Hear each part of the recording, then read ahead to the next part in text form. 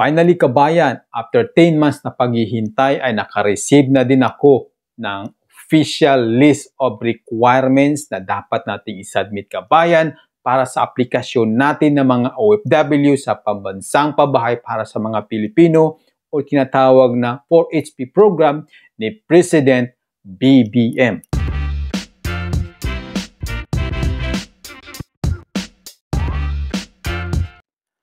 Welcome back puli kabayan, this is Dads from Dads Info TV. Isa pong OFW based po dito sa Ontario, Canada. At kung bago ka pa lang sa ating channel kabayan, please don't forget to subscribe. Hit mo yung notification bell kabayan, yung all mismo para like kang ma-notify, makaka-receive ka ng notification the moment na meron akong i-upload na video patungkol po sa mga buhay o OFW dito sa Canada o kahit outside Canada, nasan ka man naroroon ngayon. So tama po kabayan ang narinig mo sa ating intro. Naka-receive na po ako ng official na listahan of requirements na dapat nating isumite. Lalo na lang yung mga OFW na nag-apply na sa pambansang pabahay para sa mga OFW ni President BBM kabayan. Okay, so ano ba tong pambansang pabahay para sa mga OFW? Yes kabayan, kasali na po ang mga OFW na kagaya ko o marahil ikaw isa ka sa nag-submit doon sa 10,000.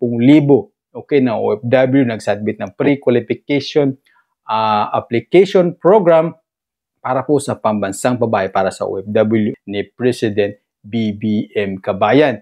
Okay, para po sa mga hindi alam o walang kaalaman, so backtrack mo tayo ng konti. Okay, para po sa kaalaman ng mga OFW na wala pong knowledge about nito para po sa pambansang babae para po sa OFW. Okay, kabayan, mabalik po tayo, backtrack tayo. Almost 10 months ago, ang OFW party list ay nakipag-tie up po sa DSUD. Okay, nag-sign po sila ng memorandum of agreement na isali tayo ng mga OFW sa pambansang pabahay program ni President BBM. Okay, so, last March 16, okay? Last March 16, ito na po yung pangalawang official na sumulat po ang OFW party list. At ayon po sa kanilang post mula po sa FB page party list kabayan, OFW party list, ganito po ang kanilang liham. Okay? Ang OFW party list ay muli, ibig sabihin, pangalawang business ito kabayan, muli kasi yung una ay last November pa, 2023. Ngayon is March 16, 2024 ay muli pong sumulat kabayan ng OFW party list sa Department of Human Settlement and Urban Development o DSUD upang humiling kabayan ng agarang konkreto at direktibang updates sa mga sa status ng mga OFW applicants na nagsumite ng kumpletong pre-qualification requirements para sa pambansang pabahay para sa mga OFW. Sa ilalim po ito kabayan ng pambansang pabahay para sa Filipino Housing Program sa ilalim po ng administrasyong BBM. Okay? Ang mga kwalipikasyong ito ay naipasa ng OFW party list, okay, sa DSUD noong pong Hulyo at September 2023. So, dalawang beses po sila nag-submit ng application kabayan. Tuloy natin ayon po doon sa post ng OFW party list. Katulad ng aming mga aplikanteng OFW, ang OFW party list ay nawagan sa DSUD na bigyan ng ang mga aplikante ng agarang konkreto at direktibang abiso tungkol sa status ng kanilang aplikasyon dahil almost 8 months, okay? Halos 8 months or 8 buwan na nakalipas simula nung formal na ipinasa sa DSUD. Subalit wala pang update na natatanggap ang ating mga aplikante mula po sa DSUD. Okay? Babantayan namin ng maigi ang tugon ng DSUD sa usaping ito at patuloy tayo nagmamatsyag na maayos maipatupad ang programa sa pabahay para sa Pilipino at para sa ating mga OFW. Patuloy din po na ating pagsusumikap na makapulong ang pamunuan ng DSUD upang mapabilis ang pagpapatupad ng programa pabahay para sa ating mga umaasang OFW. At kalakip dito sa kanilang mensahe, sa pangalawang sulat po sa DSUD kabayan ay meron pong official na letter O i-open lang natin, okay? Ayan po ang official na letter, kabayan. Mula po ito, kabayan, sa kay Congresswoman Marisa Delmar Magseno. Okay? At mula po ito sa House of Representatives, ha? Isinend po nila ito, kabayan, sinend nila ito sa DSUD. At dito po no, kabayan, nakapaloob sa liham mula po kay Congresswoman Marisa Delmar. Siya po ang representative ng OFW Party List. Okay? At dated po ito na February 2023. Okay, 2024. So ano ba ngayon? March na, ano? So, February pa sila sumulat at nag-post sila ng March 16. At ayon po dito, naka-address po ito, kabayan, kay Secretary ng DSUD na si Honorable Jose Acusar. Ano po dito? Ayon po ito, kabayan, we would like to respectfully and urgent request for concrete updates on the status of the application of the 2,428. So, ibig sabihin, 2,428 na lamang na OFW ang official na nakapasa. Kasi kabayan, pagkakaalam ko is nasa 10,000 po ang nag-submit dito, ha. So, ibig sabihin, yung na-qualify kabayan ay nasa 2,428 lamang. So, meron akong listahan o meron akong list of mga video na inilabas, kabayan. Ilalagay ko po sa description ng video. Hanapin nyo po, kabayan. I-read nyo po ang mga video doon para meron kayong idea kung paano kami nag-apply. Okay? 2,428 overseas Filipino para po sa pambansang pabahay para po sa OFW. A sub-program o pambansang pabahay para po sa Filipino program. It has been 10 months since the signing of memorandum last April 30, 2023. Okay, so ito nga yung kabayan, development natin, development ng pambansang pabahay. I-backtrack tayo ng konti para mas lalo nyo maintindihan. Para po ito sa mga walang kaalaman, wala masyadong nalalaman para po sa pambansang pabahay, para po sa mga OFW sa ilalim po ng pambansang pabahay program para po sa mga Pilipino. Okay? So, April 30 po, kabayan, ito yung official signing of agreement. Okay? May 5, 2023, official po na nag-meet ang pamunuan project ng 4SP Project Management Office. At June 5, 2023, ang June 5, 2023, the OFW Party List, Pag-ibig at DSUD had virtually meeting regarding the housing program. Okay? Tapos July 11, 2023, OFW Party List submit the initial batch of 100, official batch of 1,330 applicants who have completed the pre-qualification requirements to Pag-ibig Fund and DSUD. So, nag-submit po, kabayan, ng unang batch. So, yung unang batch, kabayan, ay nasa 1,330. Okay? Tapos, July 14, 2023, Pag-ibig Fund informed us that they have initially verified the initial 1,330 applicants with complete pre-qualification requirements. So, August 24, 2023, OFW Party List relayed a concern raised by some OFW applicants that they are having difficulties getting the response from DSUD regarding the status of their application. We kindly requested DSUD to provide necessary update the applicants.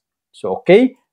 So, September 21, 2023, OFW Party List officially transmitted the additional list of 1,098 OFW applicants. So, ibig sabihin, this is the second time na nag-submit ng mga list ng aplikante, list of OFW applicant na nakumpleto yung mga pre-qualification requirements para po sa pambansang pabahay, para po sa OFW program. Under po ito, kabayan, sa pambansang pabahay para sa mga Pilipino, project po ito ni President BBM.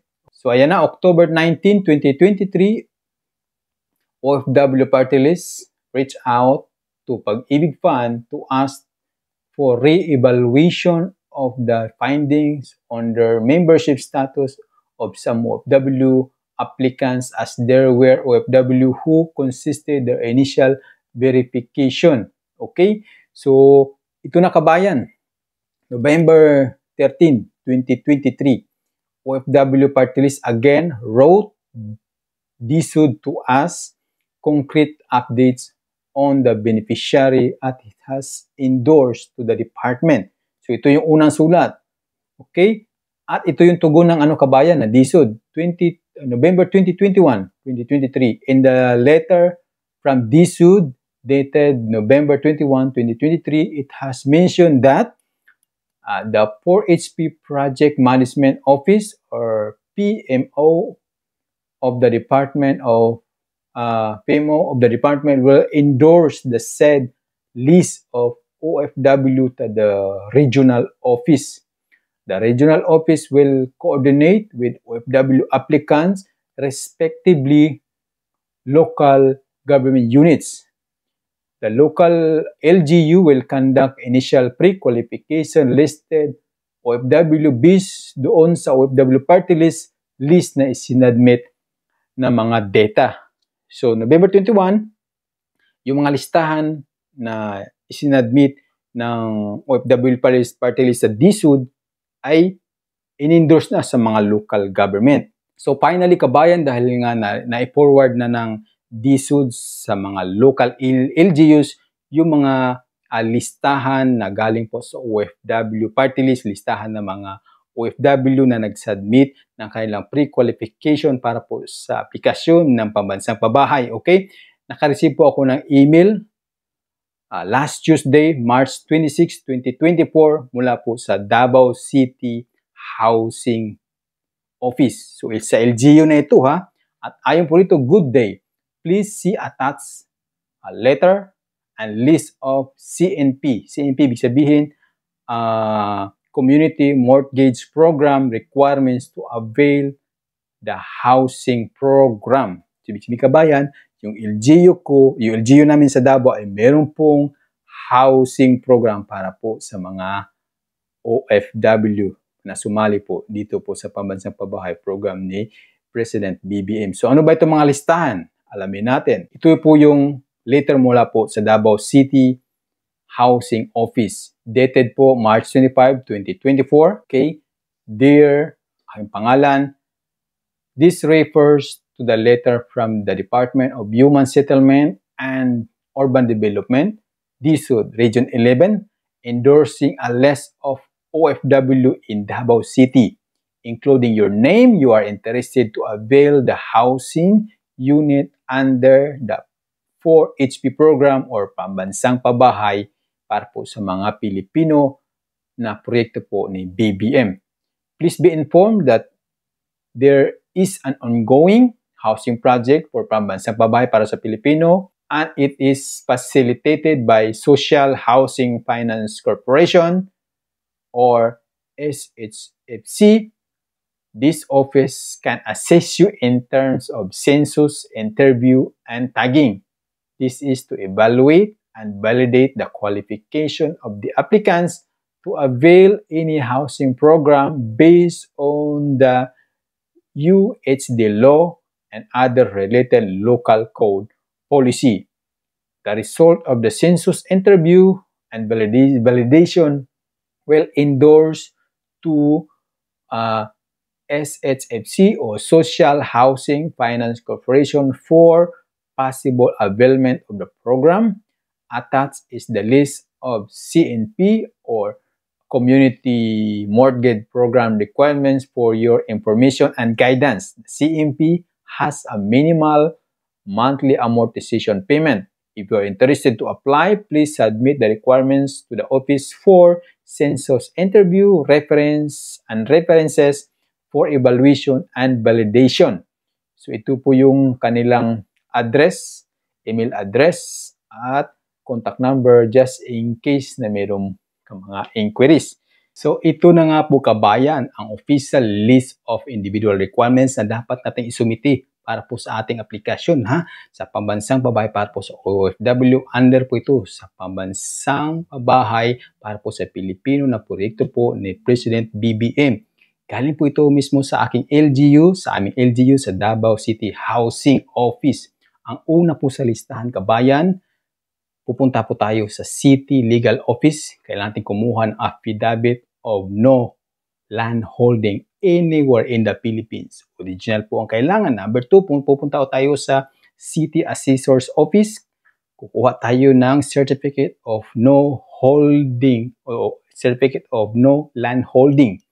Sa dalawang ito, murang tagilid na ako. Okay? Number 3 kabayan sa ating listahan ay picture 2x2, husband and wife. Number 4, marriage contract, okay, clear copy if married. If single naman, affidavit of singlehood with dependent family members. Number 5 sa listahan kabayan, sa list of individual requirements, official list of individual requirements ay birth certificate, clear copy. Number 6 kabayan, barangay certification, original with certified that the person is living in danger zone, or calamity victim, or affected by government project, or long-time renter, sharer of each barangay. Okay, number 7, voter's ID / voter's affidavit issued by COMELEC. Number 8, kabayan sa listahan ng official list of individual requirements para sa pambansang pabahay ay 1 of government issued ID, either SSS, GSIS, TIN, PhilHealth, or Pag-ibig. Okay? Pang-siyam po kabayan para po sa official list of individual requirements ay SHFC Certificate of CNP Orientation. So ayan po kabayan ang siyam na official list of individual requirements para po sa pag-apply ng pambansang pabahay para sa OFW under the program o pambansang pabahay para sa Pilipino ni Presidente BBM.